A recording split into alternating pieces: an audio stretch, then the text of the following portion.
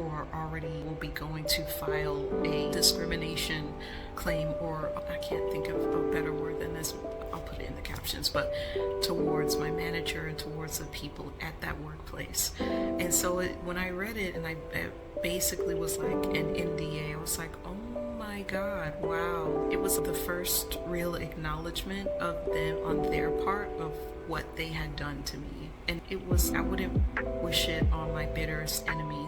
No one should ever be treated the way that they treated me.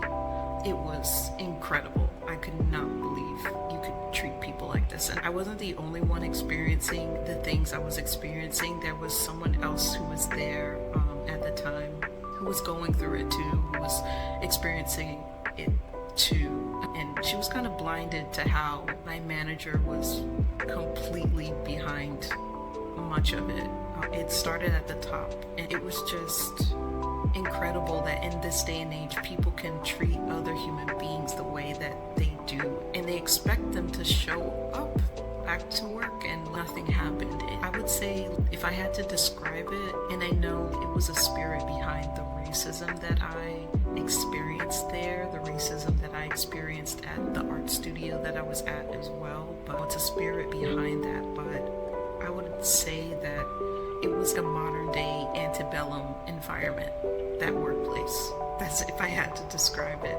Yeah, that was insane. Wow. And God pulled me through. I remember the day that I was laid off, I was walking around the area, because in Brooklyn is so beautiful, walking around the area near my job, and I was just walking with God and talking to him. There were these books that I found someone had put on a porch that I picked up, and it was just a really lovely prayer walk with him, and it almost felt like him kind of serenading me and just walking with me and talking with me, and just I could feel his peace all over me, I could feel his love all over me. And just times like that, even with everything that had happened, just moments like that, I would have moments like that some days, and it was incredible to go from one very hard, terrible moment or several hours to these beautiful moments with the Lord. And even during those moments, even when I was there, feeling him there with me, counseling me, just feeling his peace over me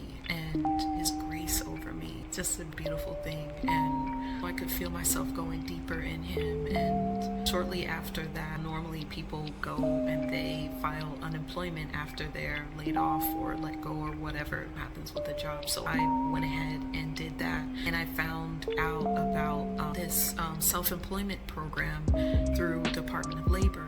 Prior to me being laid off, God had told me that he was going to have me start business, that he was training me to be an entrepreneur, and that no longer was I going to work for companies or anything else. I was going to be his employee. That was a huge revelation.